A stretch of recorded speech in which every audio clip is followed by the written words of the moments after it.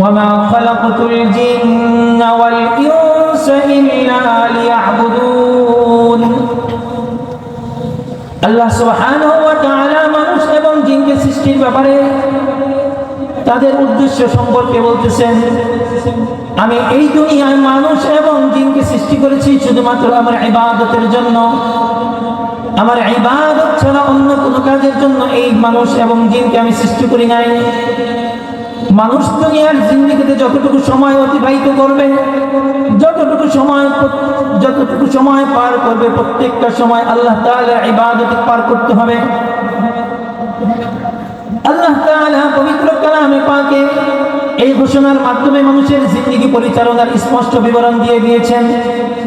কেউ যদি তার জিন্দেগিতে কোনো কাজ করতে যায়, প্রথমে লক্ষ্য রাখবে সেই কাজ ইসলাম অনুযায়ী হচ্ছে কিনা, শরিয়া অনুযায়ী হচ্ছে কিনা। যদি শরিয়া অনুযায়ী হয় তবে সেই কাজ সে করতে পারবে। যদি শরিয়া এই কাজে কোনো রকম বাধা প্রদান করে, শরিয়া যদি অনুমতি না দেয়, তাহলে সে এই কাজ করতে পারবে না। মানুষ তার জিন্দেগি পরিচালনা করবে কোরআন এবং সুন্নাহ অনুযায়ী। এখন আল্লাহ তাআলা তো মানুষ বানিয়েছেন, মানুষ পরিচালিত হবে কিভাবে, মানুষ জিন্দেগি পরিচালনা করবেন কিভাবে, এর বিস্তারিত বিবরণ কোরআন এবং সুন্নাহয় আল্লাহ দিয়ে দিয়েছেন। ইসলাম সম্পর্কে বলা হয়, ইসলামকে বলা হয় পরিপূর্ণ জীবন ব্যবস্থা। মানুষ কিভাবে খাবে, কোন খাবার খাবে, কোন খাবার খাবে না, কিভাবে খাবে না, এই ব্যাপারেও ইসলাম স্পষ্ট বিবরণ দিয়ে দিয়েছে। মানুষ ব্যক্তি জিন্দেগি কিভাবে পরিচালনা করবে সেই বিবরণও ইসলাম দিয়ে দিয়েছে। সামাজিক জিন্দেগি কিভাবে পরিচালনা করবে সেই বিবরণও ইসলাম দিয়ে দিয়েছে। রাষ্ট্রীয় জিন্দেগি কিভাবে পরিচালনা করবে সেই বিবরণও ইসলাম দিয়ে দিয়েছে। অপূর্ণাঙ্গ ব্যবস্থা বা অপূর্ণাঙ্গ বলতে ইসলামে কোনো কিছু নাই।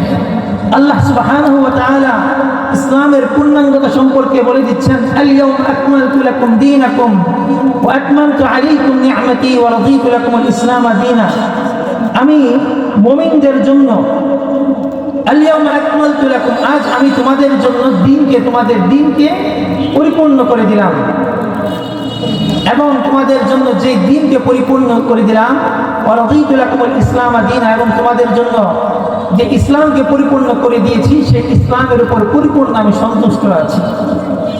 মুহতারাম হাজরিন, আল্লাহ তাআলা এই পূর্ণাঙ্গ জীবন ব্যবস্থা এবং পূর্ণাঙ্গ জীবন বিধি আমাদেরকে দেওয়ার পরেও আমাদের জীবন চলতে ফিরতে আমরা প্রত্যেকটা পদে পদে, প্রত্যেকটা কদমে কদমে আল্লাহ তাআলার নাফরমানি করে ফেলি। যেমন আল্লাহ তাআলা আমাদের জন্য মোটা দাগে কিছু বিধান দিয়ে দিয়েছেন। মানুষ প্রথমে ইসলাম গ্রহণ করবে। যদি কেউ ইসলাম গ্রহণ না করে, এটা তার জন্য কি অপরাধ। ইসলাম গ্রহণ করার পর সে নামাজ পড়বে, রোজা করবে, হজ আদায় করবে, যাকাত দিবে, এগুলো হচ্ছে হালাল হারাম মেনে চলবে, এগুলো তার জিন্দেগির মোটা দাগে ইবাদত। তো এই ইবাদতগুলো থেকেও মানুষ গাফেল হয়ে যায়, আমরা গাফেল হয়ে যাই। যারা গাফেল হয়ে যায়, জিন্দেগির এতটা সময় গাফলতে পার করে দিয়েছি, জিন্দেগির এতটা সময় ইসলাম বহির্ভূত জিন্দেগি পার করে সময় কাটিয়ে দিয়েছি, আমাদের জন্য করণীয় কি? এই সম্পর্কে আল্লাহ সুবহানাহু ওয়া তাআলা আমাদের মতো গুনাহগার বান্দা যারা আছে তাদেরকে ডেকে বলতেছেন, قل يا عبادي الذين أسرفوا على أنفسهم لا تقنطوا من رحمة الله إن الله يغفر الذنوب جميعا إنه هو الغفور الرحيم।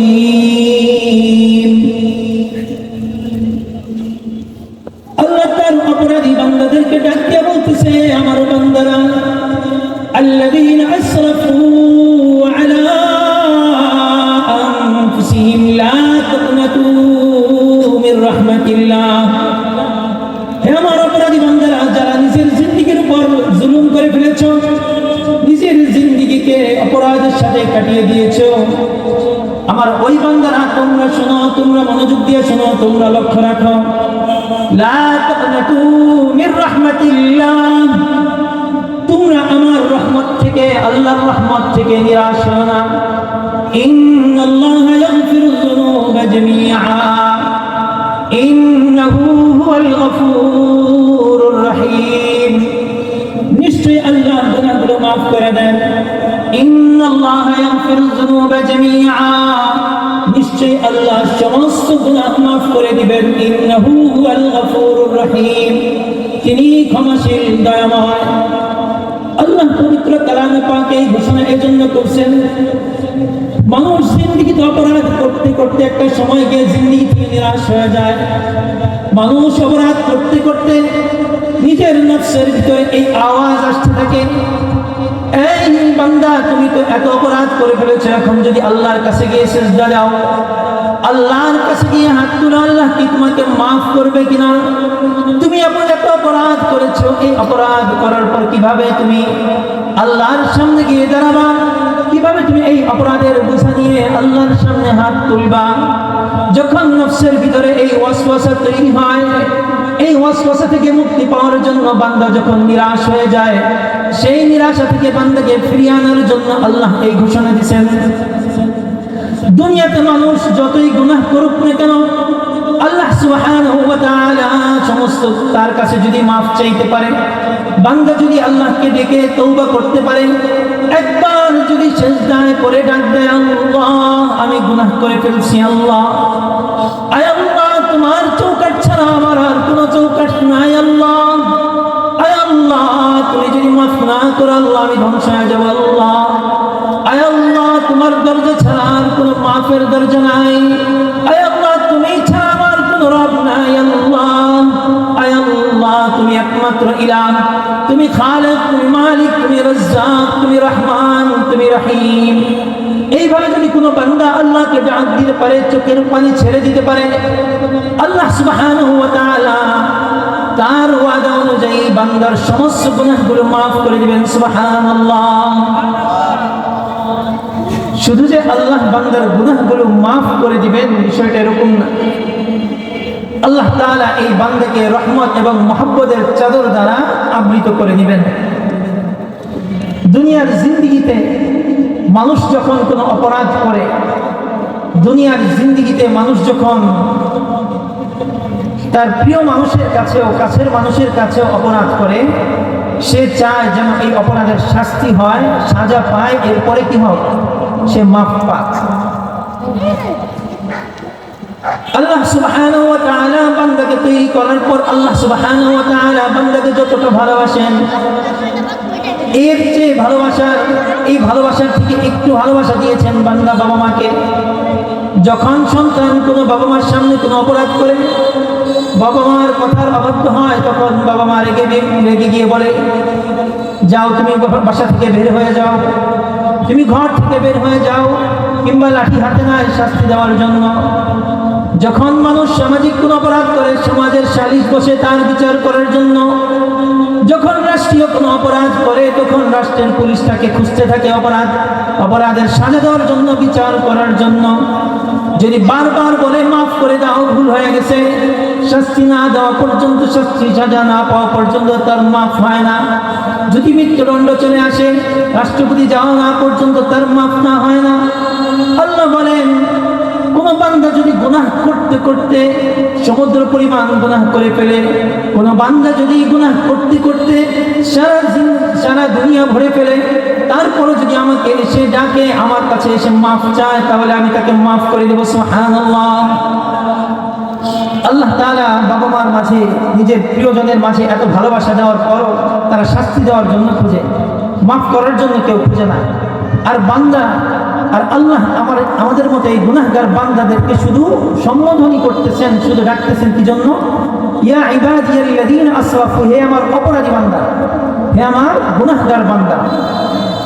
এক জায়গায় এই গুনাহগার বান্দাদেরকে ডেকেছেন, আরেক জায়গায় ডাকতেছেন ইয়া আইয়ুহাল্লাযীনা আমানু তুবু ইলাল্লাহি তাওবাতান নাসুহা يغفر لكم من ذنوبكم ويؤخركم إلى أجل مسمى إن أجل الله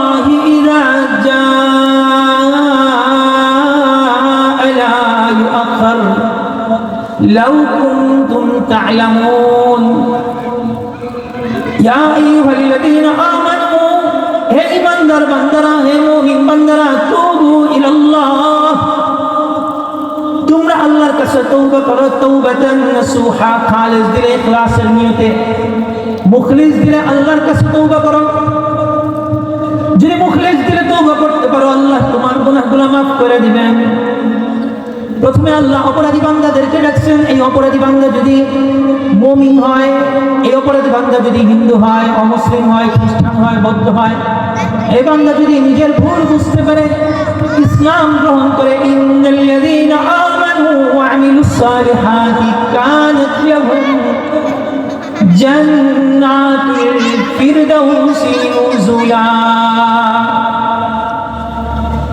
এই বান্দা যদি ঈমান ইসলাম গ্রহণ করার পর নেক আমল করে আল্লাহ ঘোষণা দিচ্ছেন ইন্নাল্লাযীনা আমানু যে ঈমান আনছে ওয়া আমিলুস সালিহাত নেক আমল করছে ভালো কাজগুলো করছে শরীয়ত অনুযায়ী নিজের জিন্দেগি পরিচালনা করছে কানাত লাহুম জান্নাতুল ফিরদাউসি নুজুলা তার জন্য আল্লাহ সুবহানাহু ওয়া তাআলা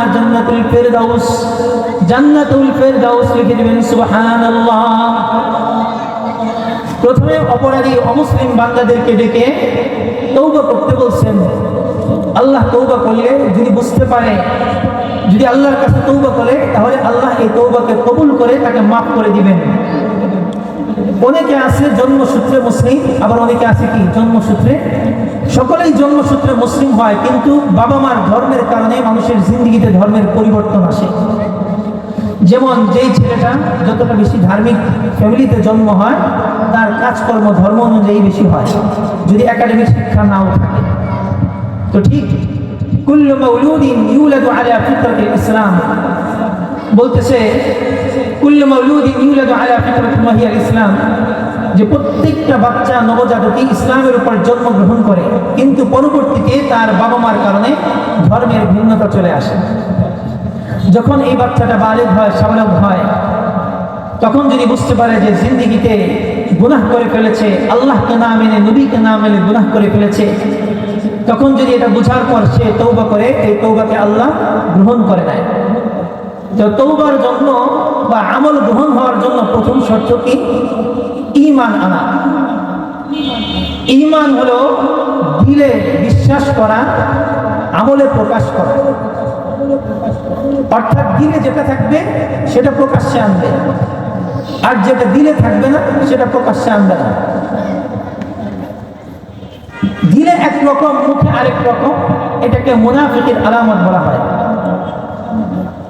আল্লাহ রাসূল সাল্লাল্লাহু আলাইহি ওয়াসাল্লাম যখন ইসলাম প্রচার শুরু করলেন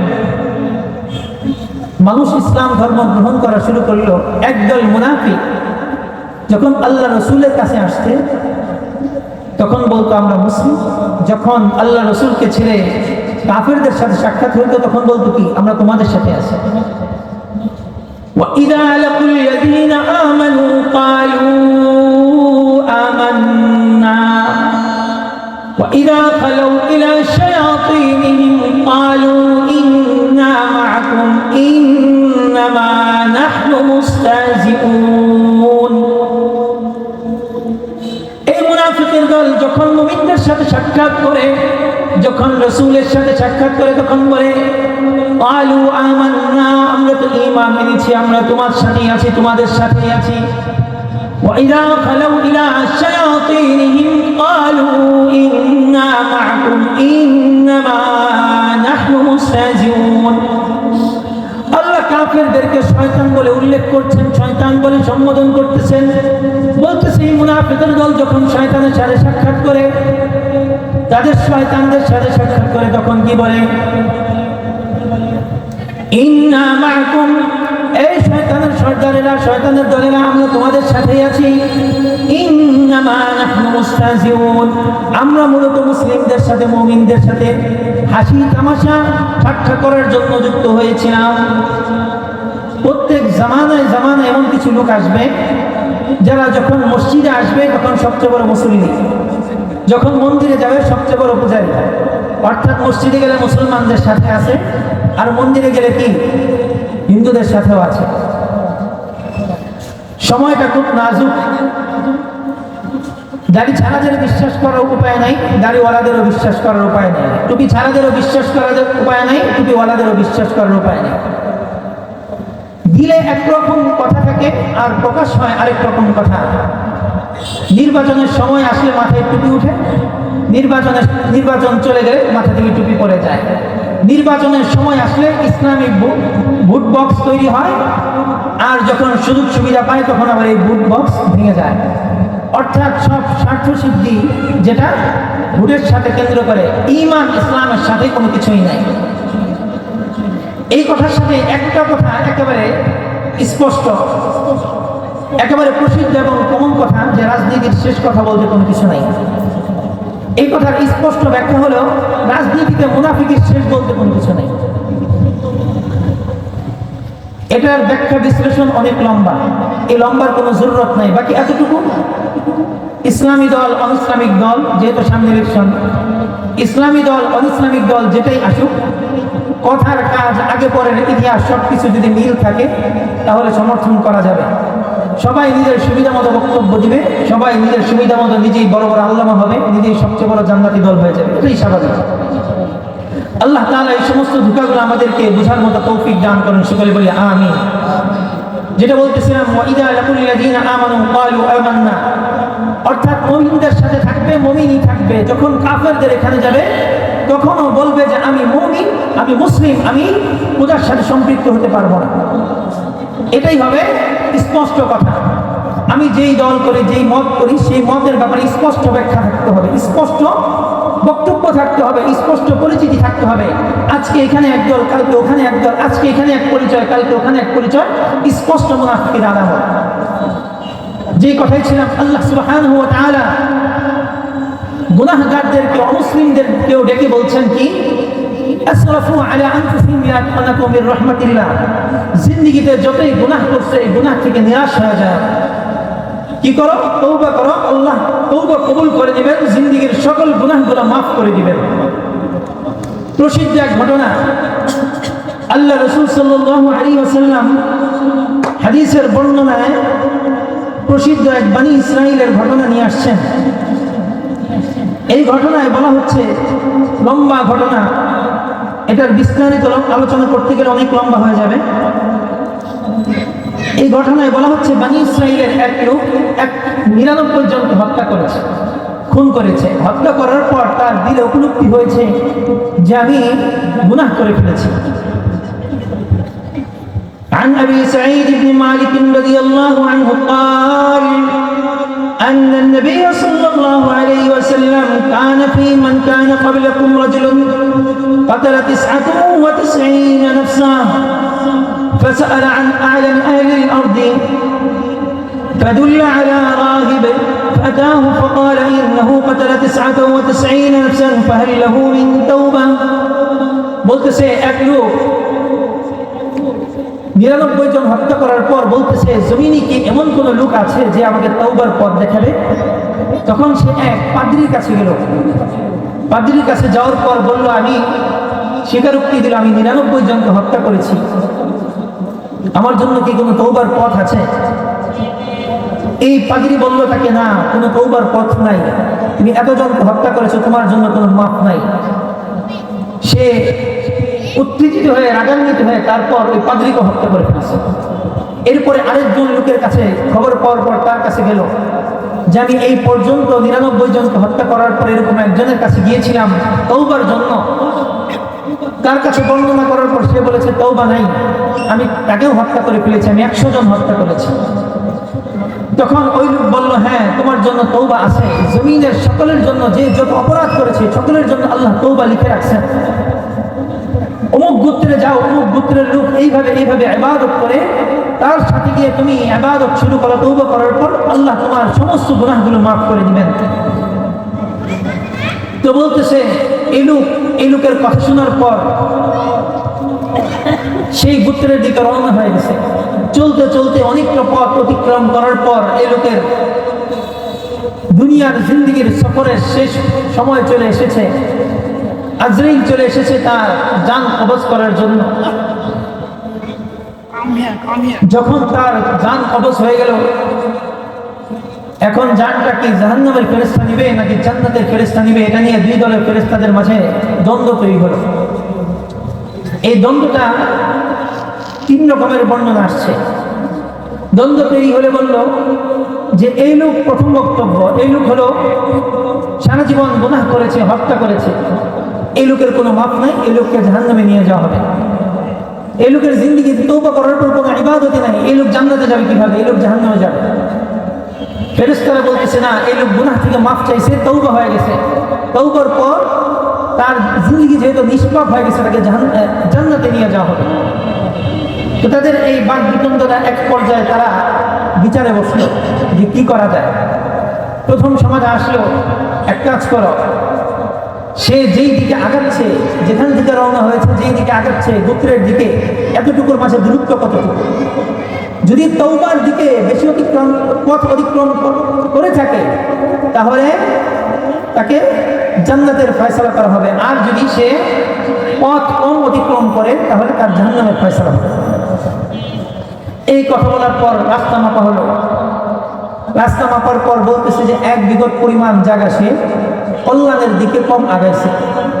আল্লাহর পক্ষ থেকে ফয়সালা হয়ে গেল, জমিনকে আদেশ করলেন, এই জমিন তুমি নেকের দিকের যে জমিন আছে এই জমিন তার দিকে বেড়ে যাও, অর্থাৎ কল্যাণের দিকে আগানোর যে জমিন সেই জমিন বেড়ে যাও, লম্বা হয়ে যাও। আল্লাহর হুকুম পাওয়ার সাথে সাথে জমিন তার প্রশস্ততা বাড়িয়ে দিয়েছে। সুবহানাল্লাহ। পরবর্তীতে তার ব্যাপারে ফয়সালা হয়েছে কি, আল্লাহ তাআলা তাকে জান্নাতের ফয়সালা করে দিয়েছেন। তো এই লোক হত্যা করেছে 100 জন। 100 জন হত্যা করার পরও আল্লাহ ফয়সালা করছেন কি, তার জান্নাতের ফয়সালা করছেন। আরেক গোত্রের মহিলার ব্যাপারে আল্লাহ রাসূল সাল্লাল্লাহু আলাইহি ওয়াসাল্লাম সংক্রান্ত আরেক বর্ণনা আসতেছে, হাদিসের বর্ণনায় আসতেছে, এক মহিলা সারা জিন্দেগি জিনা করেছে। জিনা করার পর তার উপলব্ধি হয়েছে সে জিনা করেছে, গুনাহ করেছে, তার এই জিন্দেগির পথ শেষ হয়ে যাবে, এর আগে আল্লাহর কাছে মাফ চাইতে হবে। এই মহিলা যখন উপলব্ধি করতে পারলো তার জিন্দেগিতে অনেক গুনাহ হয়ে গেছে, উপলব্ধি করার পর আল্লাহ রাসূল সাল্লাল্লাহু আলাইহি ওয়াসাল্লামের দরবারে আসলো। দরবারে এসে ডাক দিল, এ পয়গম্বর, আমি জিন্দেগিতে অনেক গুনাহ করছি, ইন্নী জানাইতু, আমি জিনা করছি জিন্দেগিতে, আমাকে আপনি মাফ করে দেন, আমাকে আপনি তওবা শিখায় দেন, আমাকে আপনি মুসলিম বানায় নেন। আল্লাহ রাসূল তাকে বললেন, তোমার অবস্থা কি, তোমার বিস্তারিত অবস্থা বর্ণনা করো। এই মহিলা বলল যে আমি জিনা করতে করতে এখন হামেলা, গর্ভবতী অবস্থায় আছি। আল্লাহ রাসূল বললেন, তুমি চলে যাও, এই সন্তানকে প্রসব করো। গর্ভ যখন শেষ হলো এই মহিলা ওই বাচ্চাকে কুলে নিয়ে টানায় পেছায় তারপর আল্লাহ রাসূলের কাছে আসলেন। আল্লাহ রাসূলের কাছে আসার পর যখন এই বাচ্চাকে দেখালেন, আল্লাহ রাসূল বললেন, যাও যাও, আবার যাও, এই বাচ্চাকে দুগ্ধ পান করাও, বড় করো। যখন এই বাচ্চাকে দুগ্ধ পান করায় বড় করলো, তখন কুলে নিয়ে আসলো, কুলে তার এই বাচ্চার হাতে একটি রুটি। আল্লাহ রাসূলের কাছে আসার পর বলল, আল্লাহ রাসূল, এই বাচ্চা বড় হয়ে গেছে, এই বাচ্চা এখন নিজে খাবার খেতে পারে। আল্লাহ রাসূল সাল্লাল্লাহু আলাইহি ওয়াসাল্লাম ওই মহিলার কুল থেকে ওই বাচ্চাকে নিলেন। ওই বাচ্চাকে নেওয়ার পর ওই বাচ্চা এক মুসলিমের হাতে দিয়ে তার এই বাচ্চার দায়িত্ব অর্পণ করলেন। আল্লাহ রাসূল বললেন, এই মহিলার জন্য গর্ত খনন করো। এই মহিলার জন্য গর্ত খনন করা হলো। বলল, তাকে শরীয়ত অনুযায়ী পাথর নিক্ষেপ করে হত্যা করে ফেলো। তাকে যখন হত্যার আদেশ দেওয়া হলো, খালিদ বিন ওয়ালিদ রাদিয়াল্লাহু তাআলা আনহু পাথর হাতে নিয়ে এই মহিলার মাথায় নিক্ষেপ করলো। মাথায় নিক্ষেপ করার সাথে সাথে সেখান থেকে রক্ত ছিটে তার চেহারায় এসে লাগলো। খালিদ বিন ওয়ালিদ রাদিয়াল্লাহু তাআলা আনহু রাগান্বিত হয়ে মহিলাকে গালি দিলেন। সাথে সাথে আপনার পয়গম্বর হযরত সাইয়্যিদনা মুহাম্মদ মুস্তাফা সাল্লাল্লাহু আলাইহি ওয়াসাল্লাম বললেন, এ খালিদ ইবনে ওয়ালিদ, তুমি এই মহিলাকে গালি দিও না। এই মহিলা জিন্দেগিতে অপরাধ করছে, অপরাধের উপলব্ধি করতে পারছে, এই মহিলা তওবা করছে। এই মহিলা তওবা করার পর আল্লাহ তার এই তওবাকে কবুল করে নিছেন। বলতেছে যে তার তওবা এমন ভাবে কবুল করা হয়েছে যদি কোনো চাঁদাবাজ, ঘুষখোর, সুদখোর এই তওবা কবুল করে, তাহলেও তার তওবা কবুল করে নেবেন। সুবহানাল্লাহ। অর্থাৎ একজন মুমিন, মুসলিম কিংবা একজন বান্দা জিন্দেগিতে যত গুনাহ করুক, আল্লাহ এই বান্দাকে মাফ করে দিবেন। এই বান্দা গরিব হোক, এই বান্দা বড়লোক হোক, ধনী হোক, এই বান্দার পোশাক পবিত্র হোক, পুরান হোক, এই বান্দার হাত থাকুক না থাকুক, এই বান্দার চোখে ময়লা থাকুক, রোজা রাখতে রাখতে ভিতরে গন্ধ তৈরি হয়ে যায়, যদি এই বান্দা আসে আল্লাহকে ডাক দেয়, উজিবু দাওয়াতাদ দাঈ ইযা দাআন, আল্লাহ বলতেছেন যখনই আমাকে কে ডাক দিবে, কেউ ডাক দিবে, আমি সাথে সাথে তার ডাকে সাড়া দিব। মুহতারাম হাজিরিন, বান্দার জিন্দেগিতে তওবা করবে, এটাই হচ্ছে বান্দার মূল কথা। বান্দা জিন্দেগিতে গুনাহ করবে, তওবা করবে, গুনাহ করবে, তওবা করবে, এটাই হচ্ছে মূল কথা। গুনাহর সাথে লেগে থাকবে, তাহলে সেই বান্দা ধ্বংস হয়ে যাবে।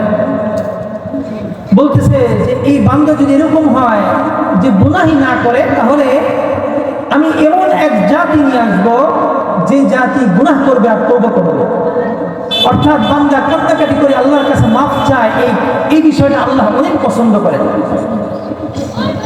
তো জিন্দেগিতে যেই অপরাধী করি, যেই বিষয়ের সাথে সম্পৃক্ত থাকি, দিন শেষে আমাদের কি করতে হবে? আল্লাহ তাআলার দরবারে মাফ চাইতে হবে। তো সব কিছুর জন্য কিছু নির্দিষ্ট বিষয় থাকে। কেউ যদি গুনাহ করে, গুনাহ থেকে তওবা করে, এই তওবা কবুলের জন্য কিছু শর্ত শরাইত আছে।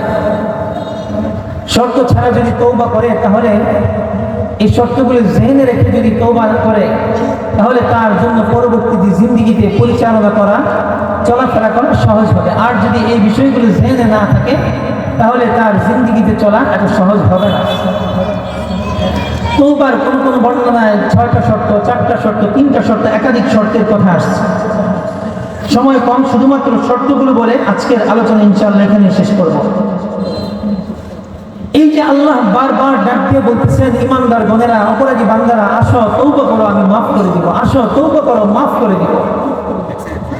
তো এই তওবার জন্য কিছু শর্ত আছে। প্রথম শর্ত কি? তাৎক্ষণিকভাবে গুনাহ বর্জন করে নাও। যেই গুনাহ থেকে আপনি তওবা করবেন, আমি তওবা করব, তাৎক্ষণিকভাবে তো এই গুনাহ কি করব? আমি বর্জন করে ফেলব। আপনাকে বর্জন করতে হবে, তাহলে এই তওবার মহত্বতা পাওয়া যাবে পরিপূর্ণ। এবং যেই গুনাহ করেছি সেই গুনাহের জন্য লজ্জিত হওয়া, অনুশোচনা করা, গভীরভাবে অনুতপ্ত হওয়া। 3 নম্বর, দৃঢ় সংকল্প করা এই গুনাহ আর সে করবে না। 4 নম্বর, মানুষের জিন্দেগির সাথে আরেকজনের হক আদায়ের সম্পৃক্ততা থাকে, এই হক পরিপূর্ণ কি করা? আদায় করে না। আমরা হক বলতে কি বুঝি? ইবাদত বলতে বুঝি কয়েকটা জিনিস, আর হক বলতে বুঝি কয়েকটা জিনিস। ইবাদত বলতে বুঝি নামাজ পড়বো, দাড়ি রাখবো, পাঞ্জাবি পড়বো, আমার ইবাদত শেষ। এছাড়া মিথ্যা কথা বর্জন করা, পাপাচার বর্জন করা, জিনা বর্জন করা, মদ বর্জন করা, সুদ ঘুষ বর্জন করা, আর কি করার দিকটা জানি, বর্জন করতে যে হবে এই দিকটাকে আমাদের নলেজে থাকে না, এই দিকটা আমরা মাথায় রাখি না।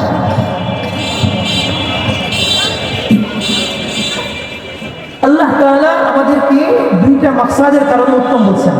কুনতুম খায়রা উম্মাহ, যে তোমরা উত্তম জাতি। তা'মুরুনা বিল মা'রুফ ওয়া তানহাউনা আনিল মুনকার, যে আমরা সৎ কাজের আদেশ করব, অসৎ কাজের নিষেধ করব। এখন আমি নিজে গুনাহ করবো আর কি করবো? আরেকজনকে গুনাহ থেকে নিষেধ করবো, কাজ হবে না। একটা বর্ণনা পাওয়া যায়, আল্লাহ রাসূলের কাছে একজন আসছেন যে তার ছেলে খুব মিষ্টি খায়, এটার জন্য নিষেধ করতে। তো আল্লাহ রাসূল বলেছেন 1 সপ্তাহ পরে আসতে বলো। কেন? 1 সপ্তাহ আল্লাহ রাসূল নিজে মিষ্টি জাতীয় ওই দ্রব্য থেকে নিজেকে বিরত রাখছেন, এরপরে প্রযুক্ত হয়েছেন। তো নিজেকে সৎ কাজ করে সৎ কাজের আদেশ করতে হবে, গুনাহ থেকে বিরত রেখে গুনাহের আদেশ করতে হবে। আর বান্দার হক, প্রত্যেকটা ক্ষেত্রে বান্দার হক আছে। কেমন বান্দার হক? প্রতিবেশীর হকগুলো কতটুকু সেন্সিটিভ। আল্লাহ রাসূল বলেন, তোমরা যখন তরকারি রান্না করো, এই তরকারির মধ্যে ঝোল বাড়ায় দাও। যদি সামর্থ্য থাকে বুঝতে তো বাড়ায়, যদি ওই সামর্থ্য না থাকে ঝোল বাড়ায় দাও। কেন? যেন প্রতিবেশীর ঘরে ওই তরকারিটা পাঠানো যায়।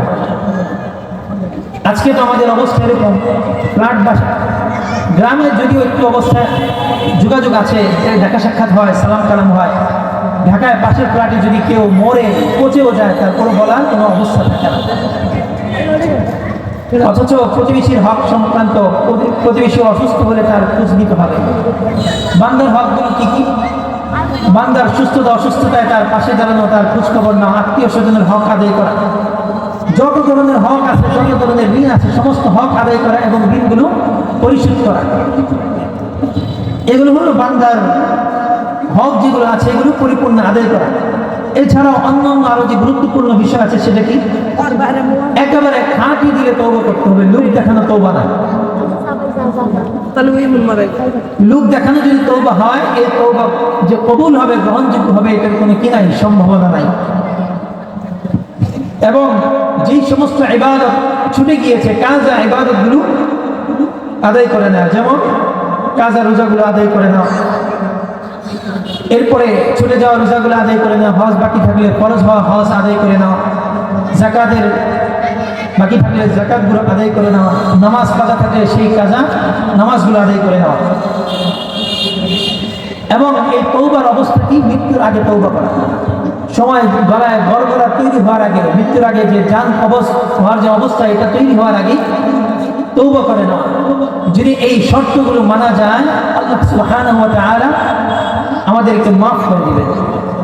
এটা আমরা যেই টাইপের বান্দা হই, যেই রকমই হই, আমাদের অবস্থা হলো কি? আমরা নিজের জিন্দিগিতে নামাজ পড়বো না, নিজের জিন্দিগিতে আমল করবো না, মসজিদের ধারে কাছে ঘুরবো না, এক শুক্রবারে যাব, মসজিদে জিলাপি দিব 5 কেজি আর হুজুরকে হাদিয়া দিব, জিন্দিগির সমস্ত গুনাহ মাফ হয়ে যাবে। আমাদের জিন্দিগির চিন্তা ভাবনা হচ্ছে এরকম। মুসলমান এবং গায়রে মুসলিম যারাই আছে, দিলের বদ্ধমূলতা থাকতে হবে, এটা আমার ইবাদত আমাকেই করতে হবে, আমার তওবা আমাকেই করতে হবে, আমার গুনাহ মাফ আমাকেই করাই নিতে হবে। প্রত্যেকের ব্যক্তিগত সম্পর্ক থাকতে হবে রবের সাথে। রবের সাথে ব্যক্তিগত সম্পর্ক গড়ে তুলে মাফ নিতে হবে, তাহলে আল্লাহ তাআলা তাকে পরিপূর্ণরূপে মাফ করে দিবেন। মুহতারাম হাজিরিন, আযানের সময় একেবারে কাছাকাছি। যে আয়াত বলছে যে আল্লাহ এই আয়াতগুলোতে মুসলিম অমুসলিম সমস্ত বান্দাদেরকে ডেকেছেন। আল্লাহ রাসূল বলতেছেন, আত-তাইবু মিনাজ যামবি কামান লা যামবা লাহু। আল্লাহ রাসূল তার উম্মতদেরকে আশা দেখায় বলতেছেন, যে ব্যক্তি তার গুনাহ থেকে তওবা করবে, তার জিন্দেগি এমন হয়ে যাবে যে তার জিন্দেগির পরবর্তীতে, তার আগের জিন্দেগিতে কোনো গুনাহ ছিল না, এমন একটা অবস্থা তৈরি হয়ে যাবে। অর্থাৎ তওবা করার পর তার পূর্বের সমস্ত গুনাহগুলো আল্লাহ সুবহানাহু ওয়া তাআলা মাফ করে দিবেন। সুবহানাল্লাহ। এজন্যই অন্তত আশা ভরসা নিয়ে আমরা আল্লাহর কাছে মাফ চাবো। মাফ করবেন কি করবেন না, এটা আল্লাহর ফয়সালা। বাকি আমাদের কাজ হচ্ছে কি? মাফ চাওয়া যাওয়া, তওবা করে যাওয়া আল্লাহর কাছে। আল্লাহ তাআলা আমাদেরকে পরিপূর্ণ তওবা করার মতো তৌফিক দান করুন। সকলে বলি আমিন।